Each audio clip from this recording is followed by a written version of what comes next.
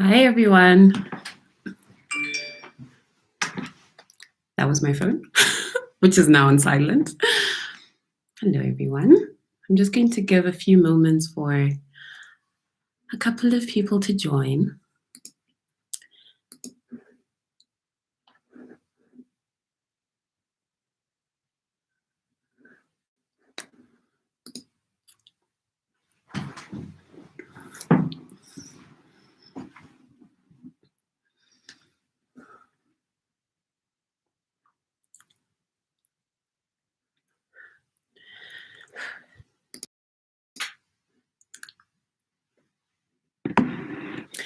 This has been such an interesting week for me. So nice to just be creating such an awesome business and starting out really creating something that looks like you. You know, I've been an entrepreneur before, and it's been wonderful to have taken a break and now be back. Hi, it looks like someone's joined, but I can't see who joined. So if you've just joined the live, please just drop something and say hi so I know who you are and I can welcome you properly.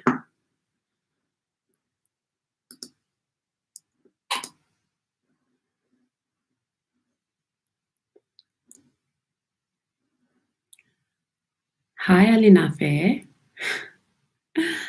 How are you? And thank you for joining. It's so lovely to see you here.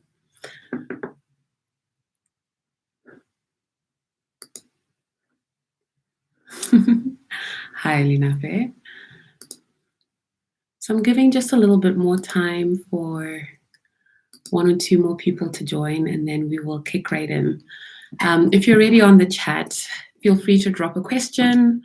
This whole session is really Q&A.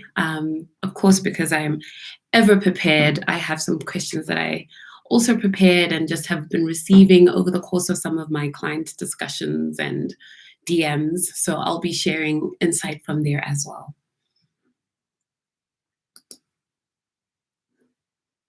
And if you join in, just drop a hi so I can see that you're on, and feel free to drop in any questions.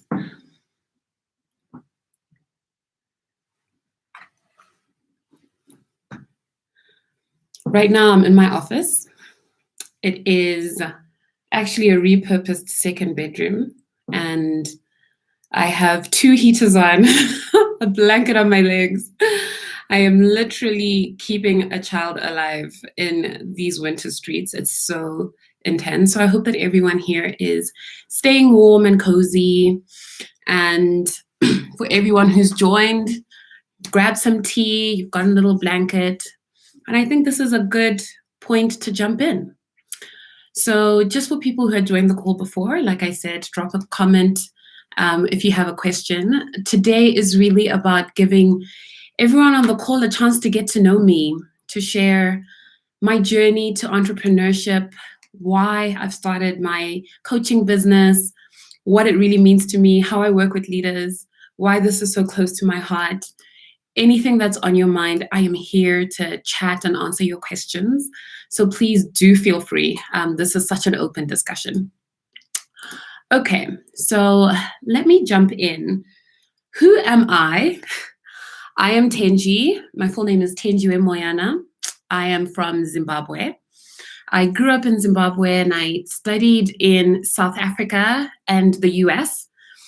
So I got my undergraduate at Harvard, but because, they tell you in April, I started out at UCT and then transferred across and started out as a freshman at Harvard.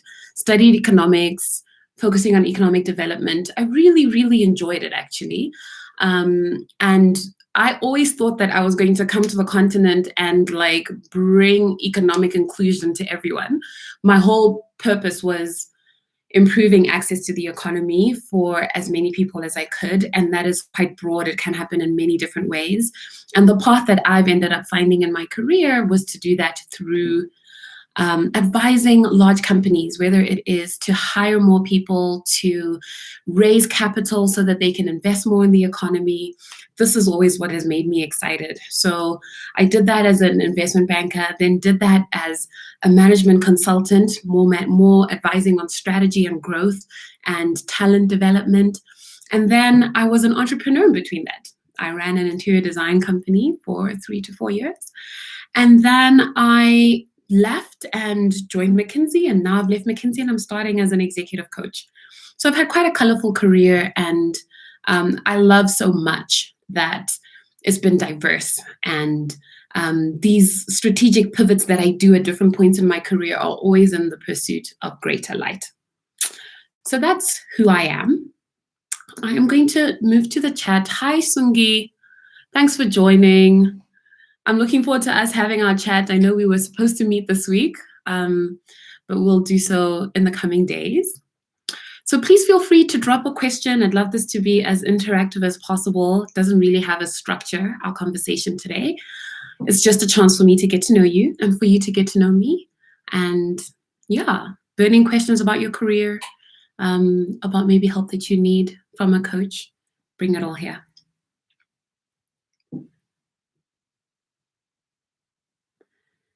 Okay, so while you get some questions through,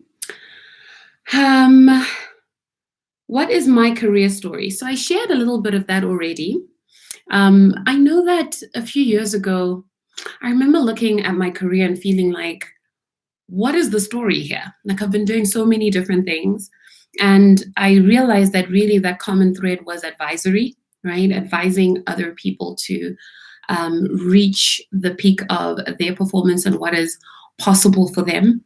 And what helped me to do that was actually thinking about the types of organizations that I'd worked with, the type of work that I'd been doing, and find the common threads between that. So advisory was one common thread. The second, and why that was actually so common is because I don't enjoy implementation work, and I accept that, and I'm not trying to change myself. And so I really love kind of sitting with clients and identifying what challenge they're facing and helping them to problem solve and come up with cool solutions.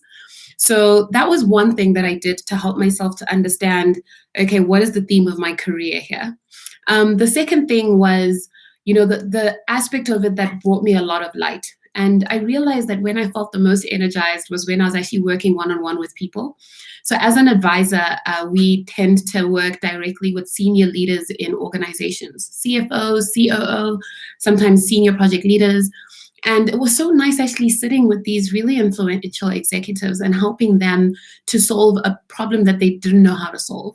So the aspect of helping has always been thematic for me as well. I tend not to be the person who comes and says, let's think outside the box and create something brand new. What I'm really good at is someone bringing me an idea or something that they're struggling with, and I can take that and grow it and improve it and like bring more to it, right? So I stay in my lane. That's the kind of work that I do. I'm probably never going to be a startup inventor, even though I'm an entrepreneur.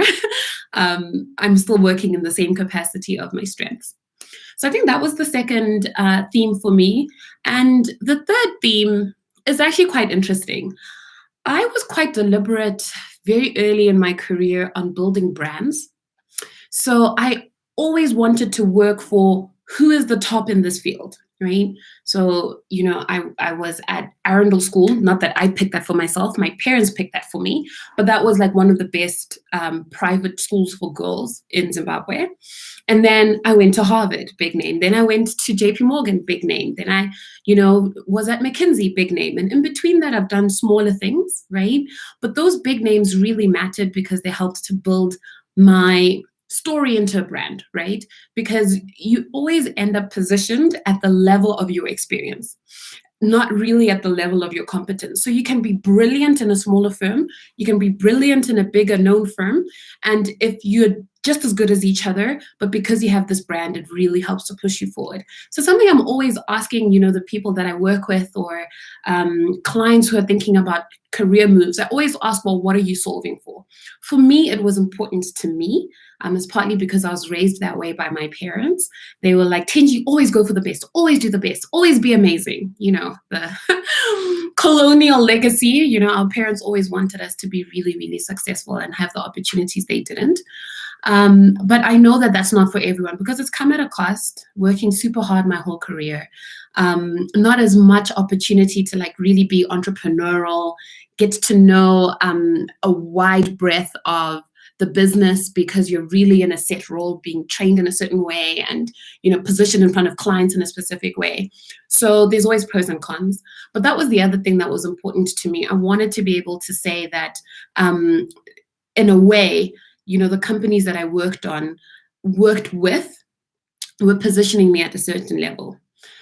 Now, over the past kind of few years, I have started to decouple. I realized that some of that was really great and smart and strategic for my CV, but also it reflected an insecurity I had, right? Where I kind of felt like if I'm working for all these top organizations, then people will know I'm great, right?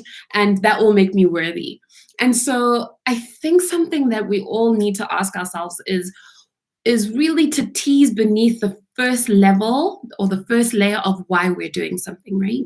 Because when I realized that some of this brand prestige was actually linked to my identity, I had to step back and do a little bit of work to decouple myself from that, right? Like, yes, there's benefits in being able to say I worked at McKinsey, right? But the way that I'm working, the choices I'm now making in that role, the person I'm able to be for other people because I don't have time for other aspects of my life because the work-life balance was really tough, meant that I was kind of sacrificing other things that mattered to me for the sake of this one thing that matters to me. So I think what can often help, and this is something I also help my clients with, is like stepping back to actually understand your value system, right? So what are the things you value? One of the things I valued, right, was brand and prestige. But other things I also valued was actually family and sleep and actually dating someone, right? Because I could never go on dates. And I realized that all these other things in my life were starting to suffer because I was really solving for this, So what's always important is to kind of come back to balance and say, okay, well, we've done this our whole lives, maybe. It served us well. We got the t-shirt. How can we now make a different career choice that helps us to fill the rest of our buckets? So that's a little bit of a story around some of my common threads and something that I have personally had to really grow in and really push myself in so that I could have more fulfillment in my career. Hi, Michelle. Oh, it's been so long. I haven't seen you since the US days. How cool of you to be here. Thanks for joining, hey? So lovely to see you. And does anyone else have any questions, or should I just continue with some of the other things that I have on my list from what other people have been asking me? I'll give it a moment for anyone to drop a question. And any follow-ups on anything that I've said, feel free.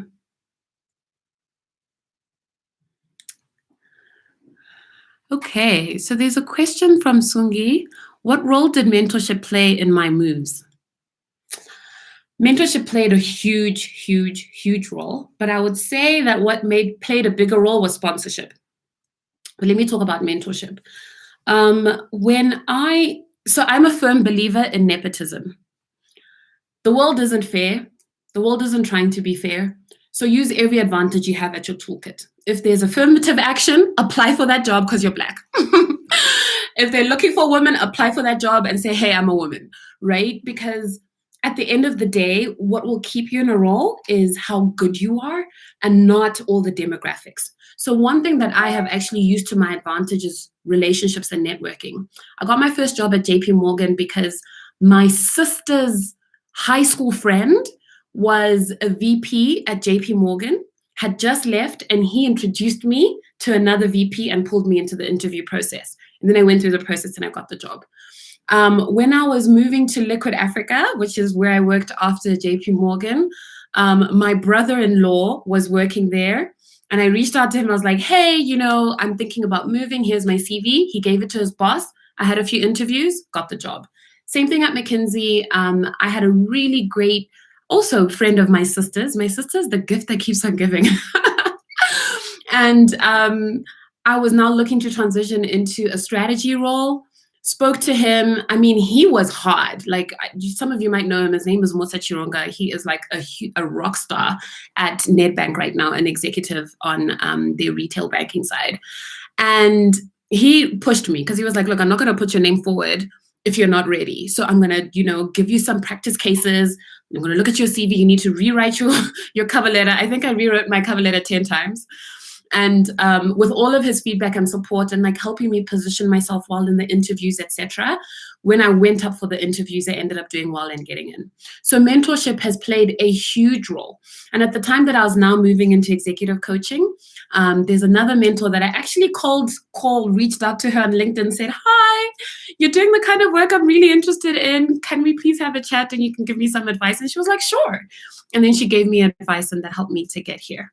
So mentorship has played a huge role for me, and I would do it every single time I'm thinking about doing something else or even launching new products or trying to serve different customer demographics. I didn't quite get to sponsorship, but maybe I will. All right.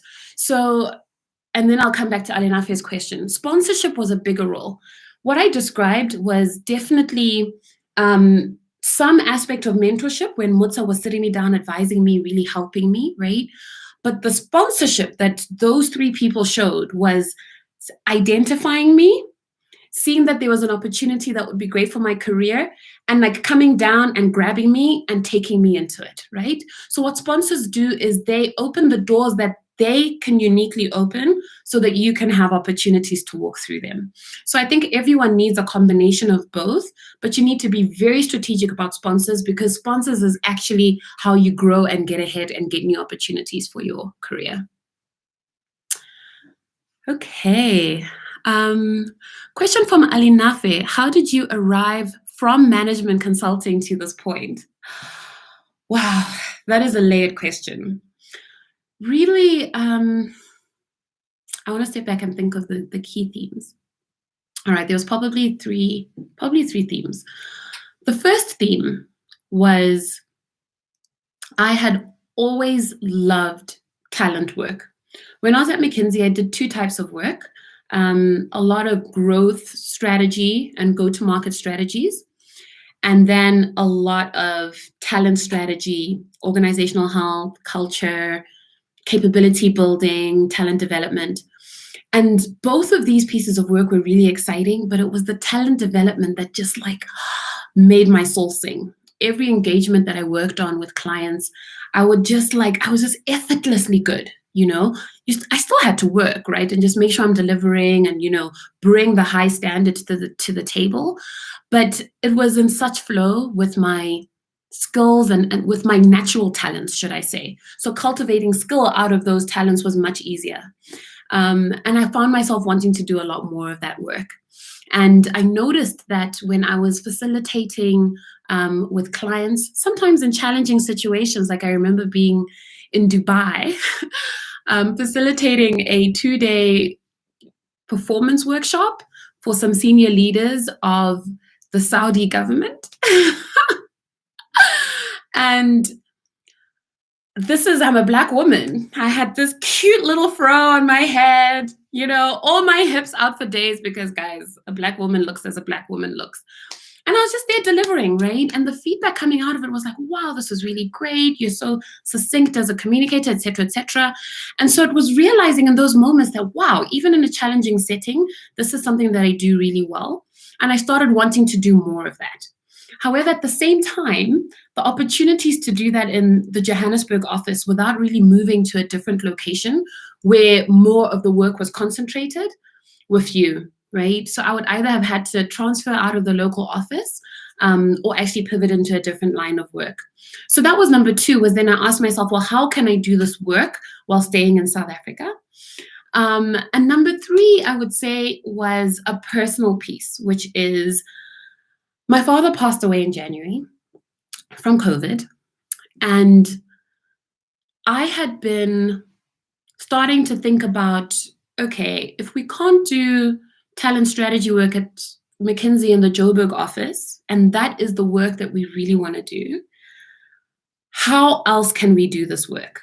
And it was either get a job in talent development with someone or start my own business. I had gotten a role in McKinsey as a global talent leader, was enjoying it. But as I started thinking about the next move, there was nothing that like really grabbed me and made me feel like excited, challenged, like a little bit afraid, like, can I really do it, right? And I really like to follow fear when I'm thinking about career moves. And And then my dad dies, and I'm like devastated. But it takes so much courage to step up in a moment like that and allow yourself to grieve with courage, right? Because grief just takes the fullness of your heart. And you can't pretend you're not sad. You can't pretend you didn't love this person. You can't run away from the fact that they're dead. You just have to stand there and like stare it in the face and own it and be willing to walk through the fear of this impossible outcome. And something about that courage spilled over into other aspects of my life. Like, I just became unwilling to live inauthentically. Because when you have to show up with such fullness to something that hard, you become able to do everything else. And anything that doesn't feel authentic actually feels too small for you and doesn't feel right. So his death gave me courage. And following that, I transitioned out of McKinsey, left in April, and then started the business. I had already at the time, so last year, I had, really considered starting the business and had done quite a lot of market research, had developed my strategy, had been speaking to a few people about, how I could bring this to life. And by the time I actually left McKinsey and started, I was ready. So that's my story as to how I arrived to this point after management consulting. And so it's a natural flow, quite honestly. Everything in my soul has been leading me here. Yeah. Okay. There's another comment that says, great comment on being positioned by experience. Michelle, can you say some more about that? Being positioned by experience, just so that I kind of understand what you meant there. So if anyone else has any other questions, feel free to just drop them as I chat.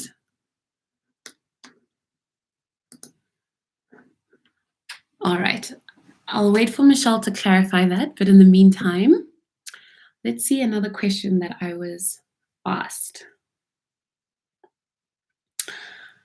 So why did you start this business? This business is really an outpouring of my heart.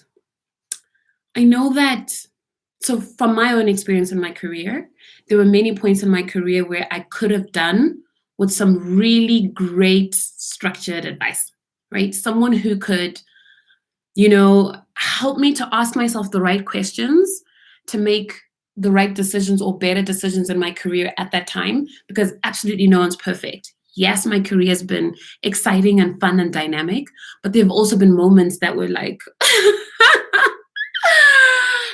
send out the lifeboat.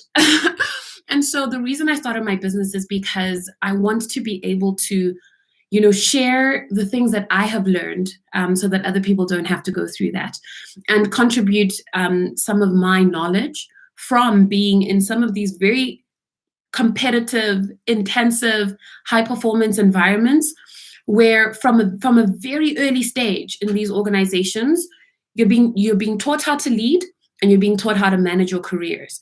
And this is quite unique to these very kind of like,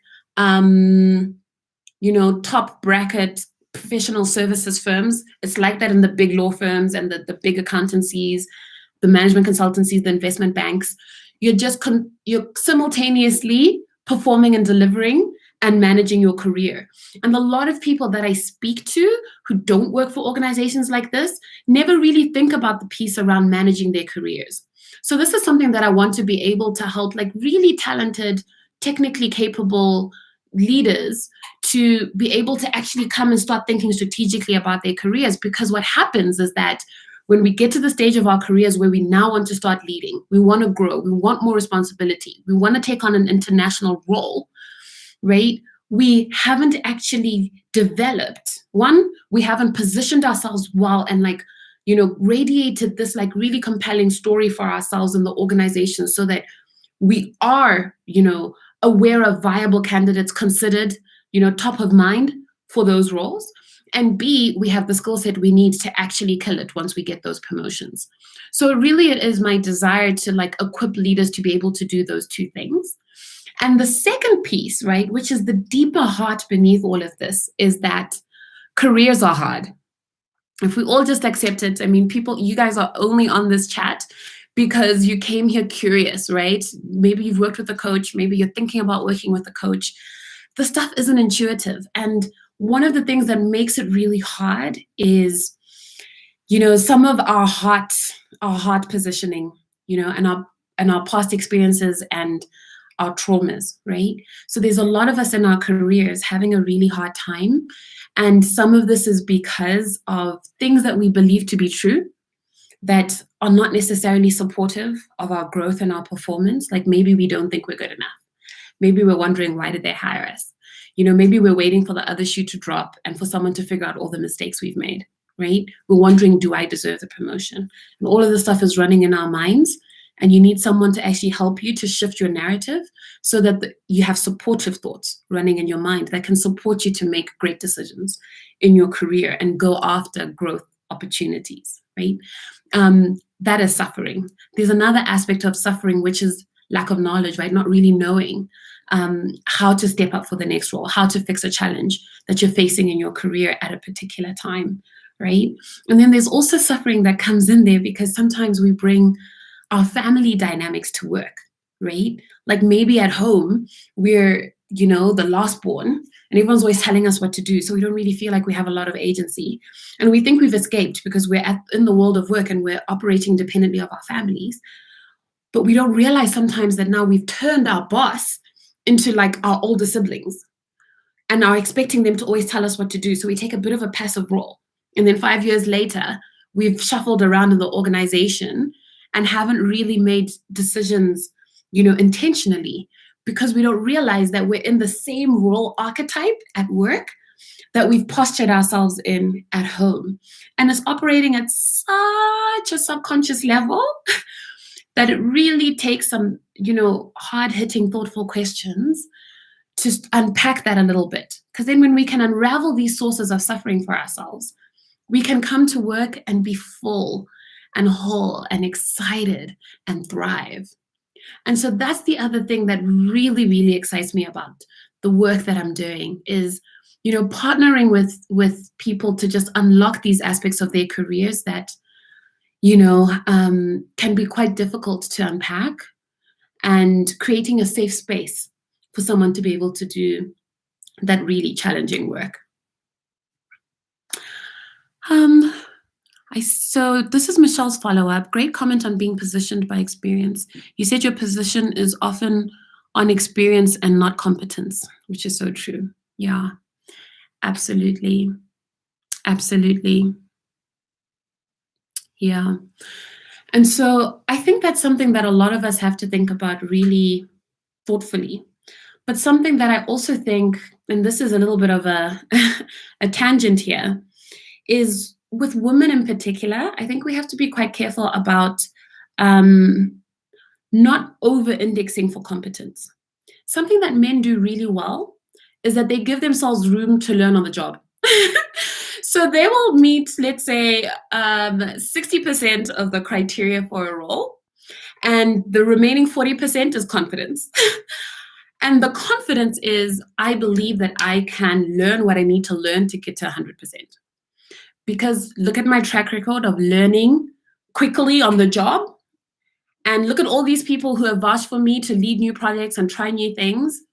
So don't worry, give me the job and I'll figure it out. I'll be great. You can trust me, right? What women will tend to do is we will say, oh, wait, okay, I only meet 60% of the criteria. Okay, Tenji, what do I need to do so I can develop the remaining 40% of skills so that I can reapply for this job in 2 years? So we actually count ourselves out before we even enter the interview room, whereas men will more often take it as a challenge and opportunity and trust that they can do it and go for the role. And what I've really learned is that you get hired for the promise of delivery, right? And the promise of delivery is partly the demonstration of ability, but also the demonstration of potential. So I think that is something that's quite interesting to explore as women. Does anyone else have any questions?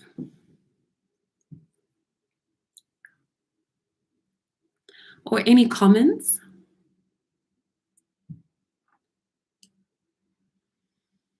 Okay. So what services do I offer? So I'm an executive coach. I take leaders on personalized journeys to help solve a particular challenge they're facing in their careers. Something that, and then I'll talk about kind of my methodology that's a bit unique after this. So I take coaches on growth, I take leaders, executives on growth journeys that I custom design for them. The second thing that I do is also like ad hoc conversations. So let us say you are, facing you're trying to figure out how to pivot your career. You don't really want to work with someone for 9 months, because typically I work with clients for like 6 to 9 months. We can have a 3-hour deep dive session. And in that session, really understand what your challenge is, unpack it. We work together through a solution and you get to clarity at the end of the session. And then you have a few key next steps for yourself to follow that can help you to start making progress towards, the answer we came up with in the session together. I've done this for so many of my friends, and I'm right now actually running a giveaway special. If any of you think that this would be helpful for you, go check out my Instagram. It's Tenji Moyana, and you can enter for a chance to win a free 3-hour session. It's valued at 5,000 Rand or $255. So it's really awesome. It's a gift that I'm giving to, everyone as I start my business. The kinds of things I've helped clients with there is I had someone who was re-entering the workforce after having been away for a few years, and just helping her to kind of reposition herself, build up her confidence, think about her CV, work on some of those mindsets, because she came into the session feeling like, I'm not good enough, I don't have skills, all I've been doing is raising babies, like that's not valuable to an employer, no one will hire me. And we had to go list all of these beliefs and then systematically unpack each one. And it was really powerful. By the end of it, she had like a different way of actually thinking about how she's showing up. And then some of the follow-up actions, she went and saw a life coach. She then also did quite a bit more work on more of these mindsets and was able to start job hunting really in earnest as a result of the work that we had done together. So that's one example, and 2 other people who are trying to pivot their careers for different reasons. So that's the second thing, kind of ad hoc work.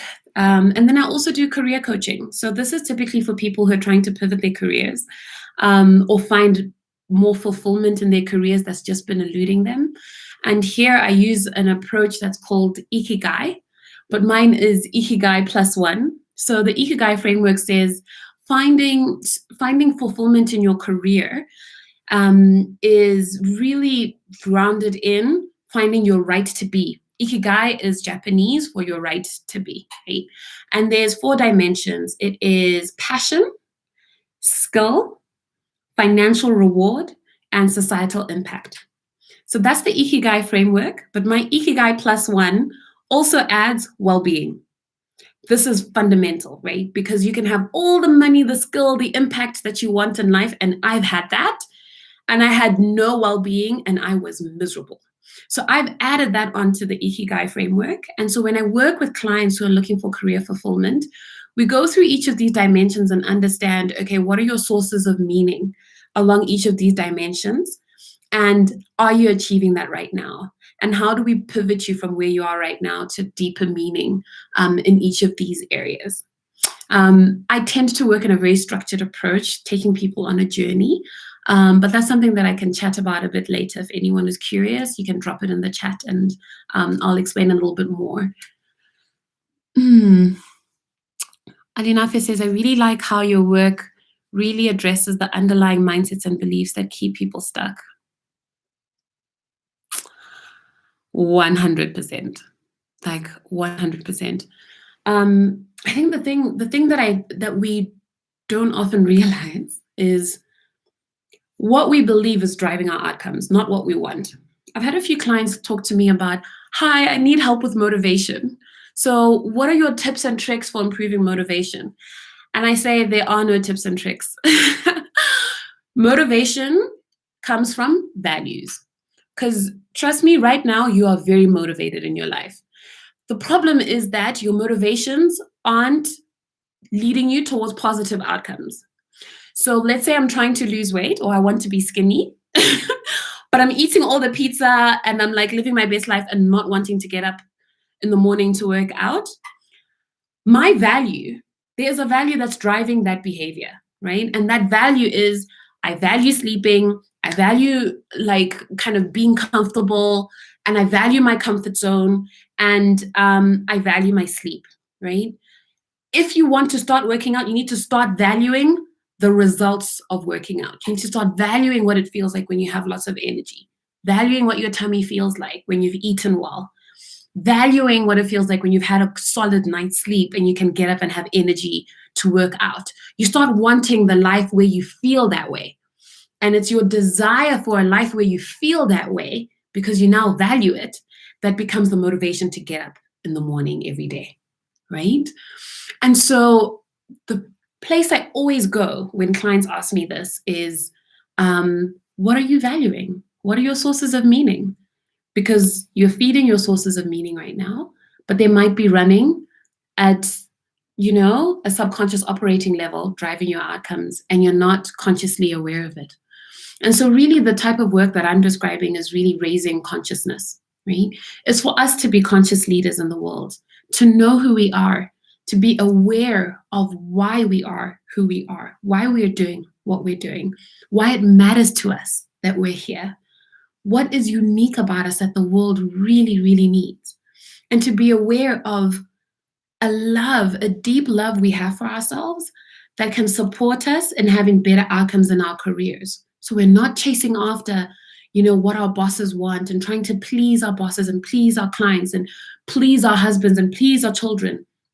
But we're so centered in who we are, our reason for being, and the value that we can bring to the world. So that's why I always come back to what are your sources of meaning, because those drive everything that you do, every choice you make in your career, how you manage your teams, how you lead, the kind of work that you choose to do, why you stay so long in a job you're not happy with. Maybe you're valuing the prestige more than you're valuing growth. Maybe you're valuing the income more than you're valuing growth, right? There's always something that you're valuing more than the thing you think you want, because that's the only reason you'll stay in something as long as you do or take an action that you take. So I'm just excited to be able to bring that level of self-awareness to leaders so that they can be a lot more deliberate and conscious as they move through their careers.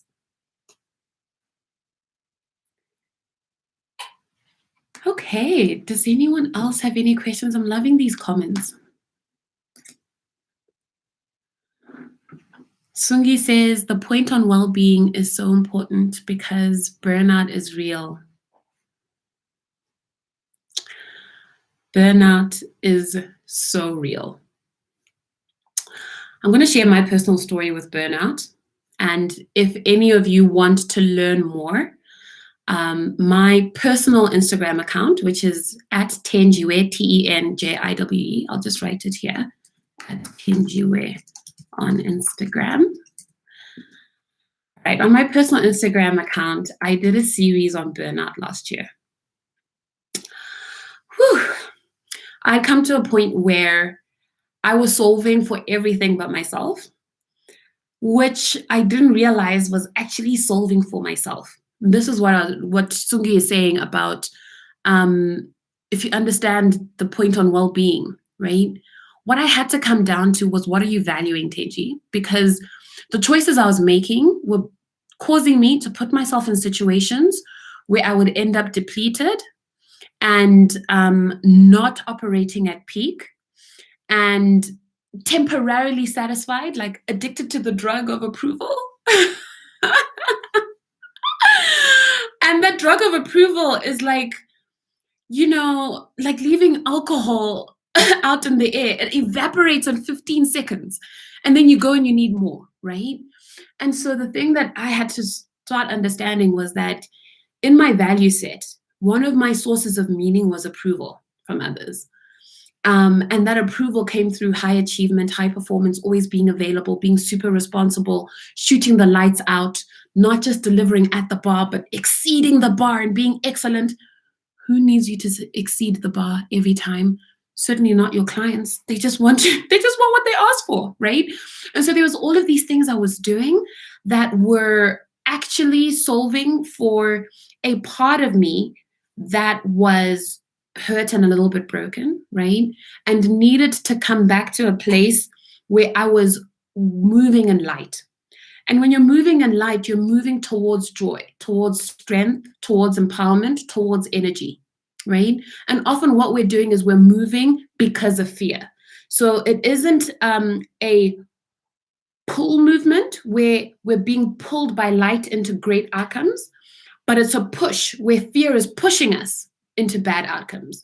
And so the thing that I had to really do was to go and understand what is the fear that's pushing me into situations where I end up burning out, where I end up kind of sacrificing myself. And how do I become now conscious, right? Aware of what is costing me and start valuing more about myself. And the work was really grounded in self-love, right? Because if you love yourself, you'll never do that to yourself, right? You'll never do that to yourself where you end up in hospital and you're like, how did I get here? You know, we kind of know how you got here because you cared a little bit more what other people thought than what you thought, or you stayed in a role that wasn't giving you as much meaning as it used to, and it was depleting your resources.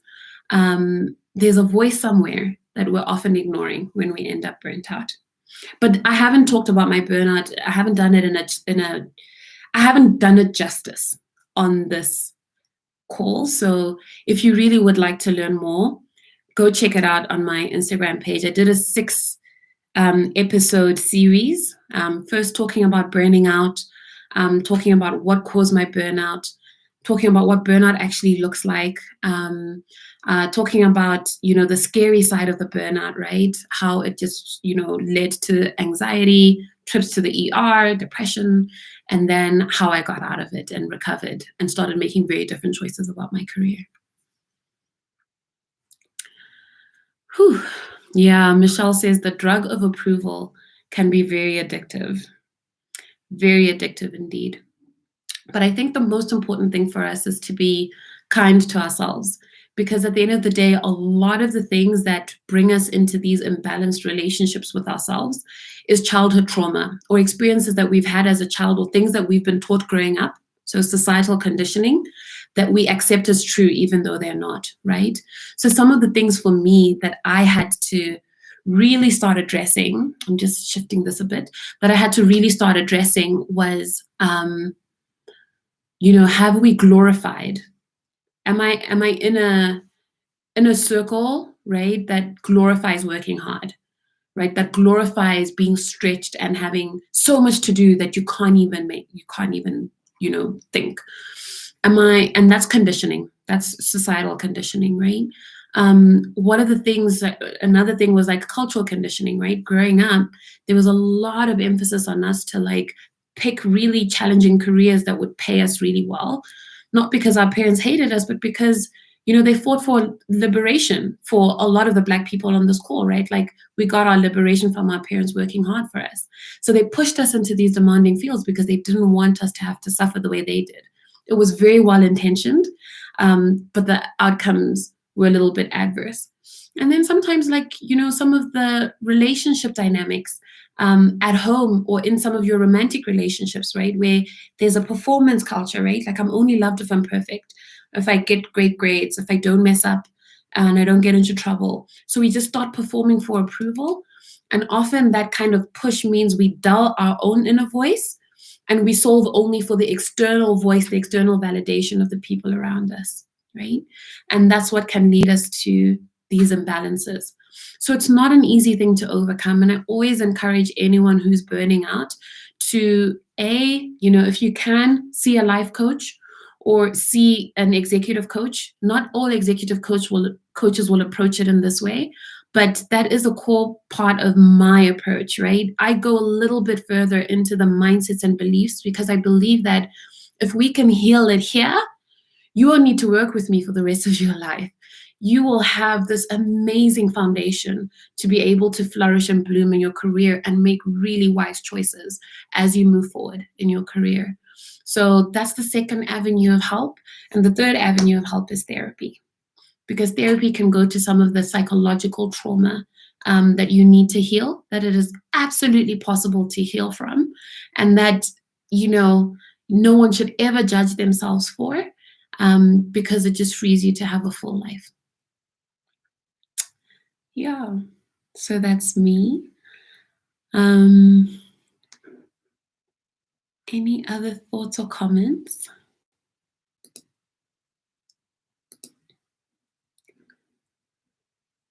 Okay. All right. Yeah, so what is your vision for your company? Whew, I love this question. My vision for my company, well, let me first tell you, I trade as Tenji Moyana as an executive coach, but my company's name is called Kuva Performance. And Kuva is the Shona term for the state of being. It's the essence of being. And if any of you, have a moment to check out my website at tenjimoyana.com, I actually go into this quite a bit. I believe that the greatest source of our power is unlocking our irreplicable essence of being. And that essence of being is the values, personality, beliefs, and talents that we've cultivated into skills that uniquely make up who we are.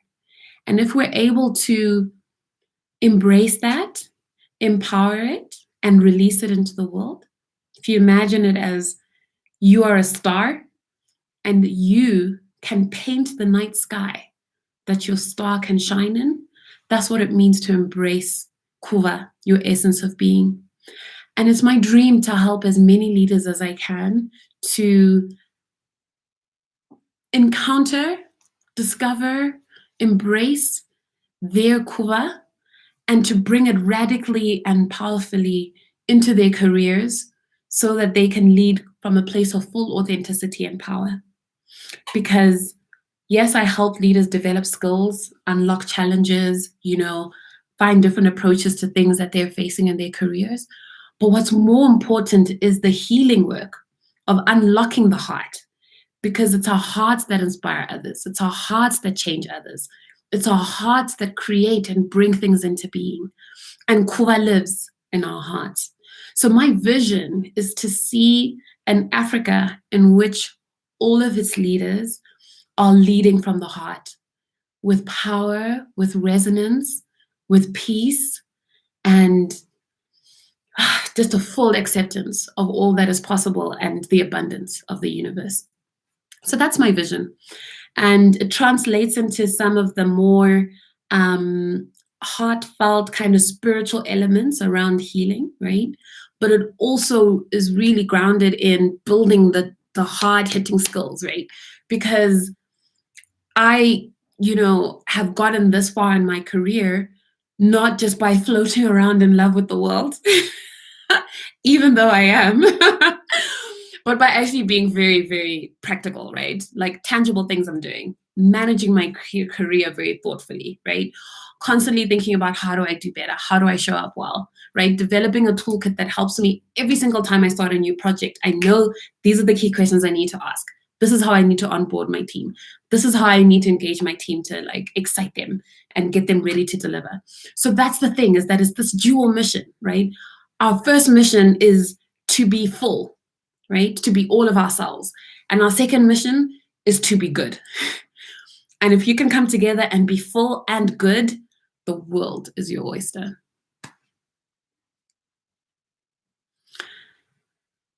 So yeah, those are some of the things that motivate me.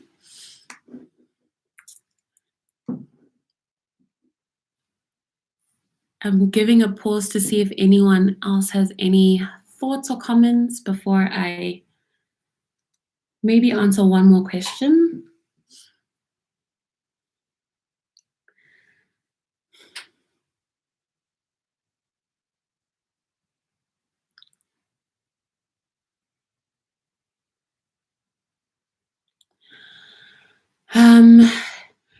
What is the hardest thing for clients when they come and start working with you? Well, one of the things that I have to actually say is that by the time most of my clients come to work with me, the water is so hot that they're willing to do what they need to do to get out of it. And I say this affectionately, right? Because the water can be hot for different reasons. Like sometimes it's a situation that has just been left dormant for too long. And now it's an emergency. So they're very motivated to work on it. But so I don't find that to be a challenge. People tend to be very willing to do the work. But I think something that can be, that can take a little bit of like kind of prodding and pushing is going down to the level of the healing work that I've spoken about. I mean, you'll see that in society, in a lot of business publications and leadership journals, they don't really emphasize this piece, right? A little bit more now as the world's consciousness is generally collectively rising, right? Our collective consciousness is elevating. We're starting to care more about issues of race and equality and meaning. But you still find in these very traditional careers, right, where the emphasis is more on performance, advancement, remuneration, right, prestige, you're getting to the top of the ladder, being a leader, right? It can be hard to step back and actually say, who are you? And what do you actually care about, right? The soft things. You know, for men and women, high-powered executives, it's hard to kind of say, actually, I don't want to be working so hard. Do you know how many people feel like like they cannot even say, I want to work less? They're afraid that they'll seem lazy. They're afraid they won't seem hungry. They're afraid that they might put their job at risk.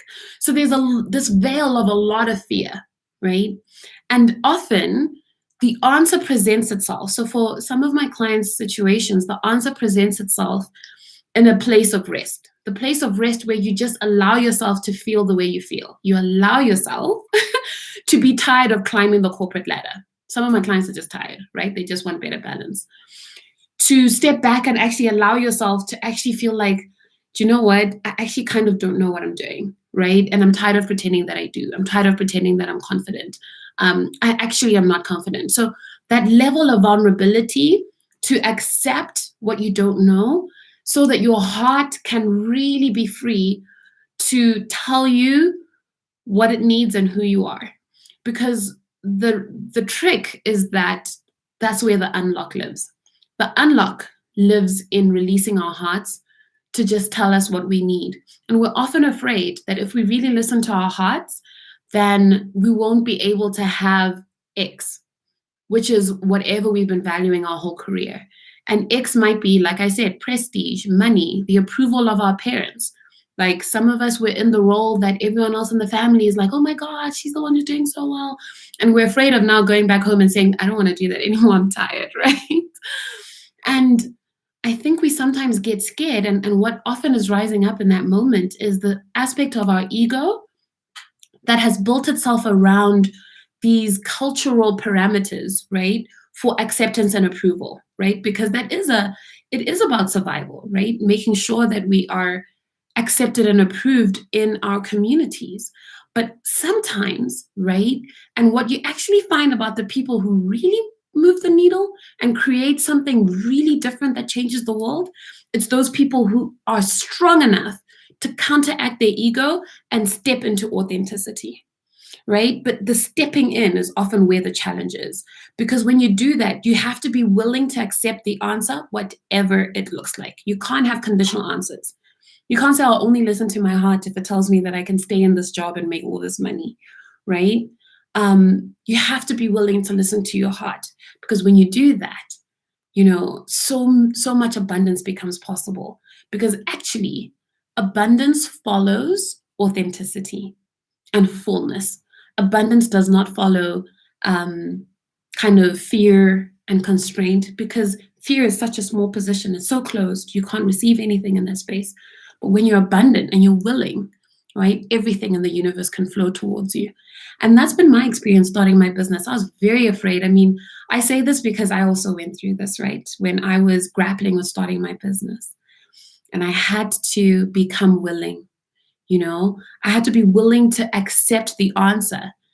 And an answer, when I was an entrepreneur in 2014, I closed my business in 2015 and then started with McKinsey. And I remember when I went to McKinsey, I was like, I'm not going to entrepreneurship again. It's a challenging space, the uncertainty. And that was really the biggest thing for me, like the financial uncertainty, right? And so when I found myself last year really grappling with a lack of fulfillment in my career, and I knew that I increasingly wanted to do something of my own, but I rejected that answer. And so I was like, oh, but how are we going to make money? And I mean, look at how much we're making at McKinsey. It's so nice. Why would you walk away from that? Look, people are offering you executive roles. This is where your career can flourish and go to the next level. That's what you've been working towards your whole life. Like, how can you go to entrepreneurship, right? And it was fear, right? It was fear that if I do this, like, what if I don't make enough money?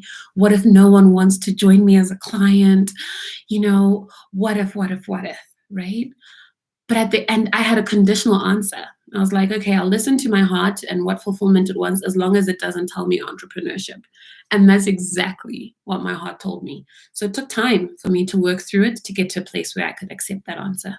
But in accepting it, abundance has flowed. Like, I have clients jumping in, to my mailbox and calling me, wanting to discuss what I'm doing, eager to sign up, opportunities just flowing in from relationships that I've built across my career. Abundance follows an open heart. And as long as we open our hearts, but the thing is, here's the rub. You are asked to open your heart before the abundance flows. That's the thing that's always hardest.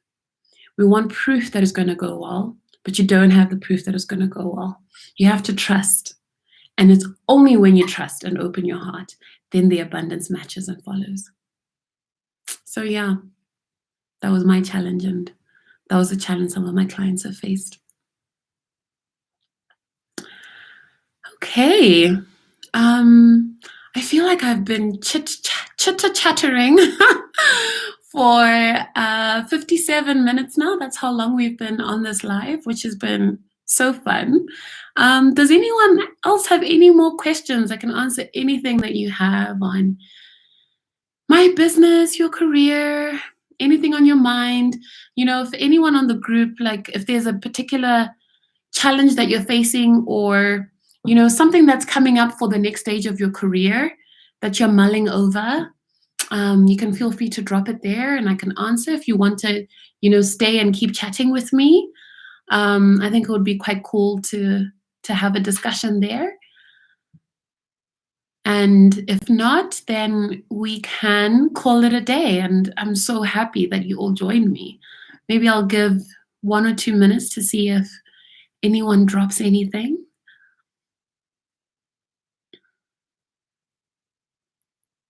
That's me staring intently at the comment section. No pressure.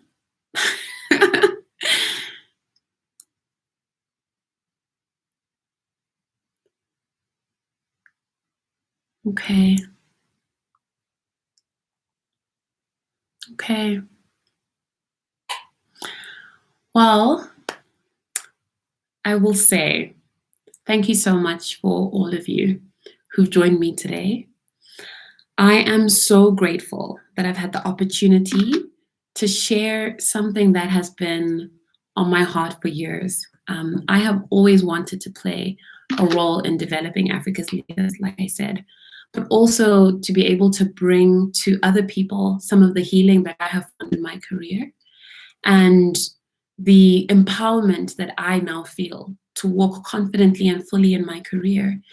And it is an honor for me to be able to walk in my calling, to walk in my full gifting, and to bring this great treasure of experience that I have to benefit and bless and support everyone who I work with. That is my true honor. So I thank you all for coming here to learn more about me and learn more about my business, and for supporting me in my launch week and following me on Instagram and Twitter. I've just seen so much love and support. Thank you so very much. I really, really appreciate you. You are the wind beneath my sails. I hope you have an awesome, amazing week. Thank you for joining me, and we'll call it a day. All right. Bye, everyone.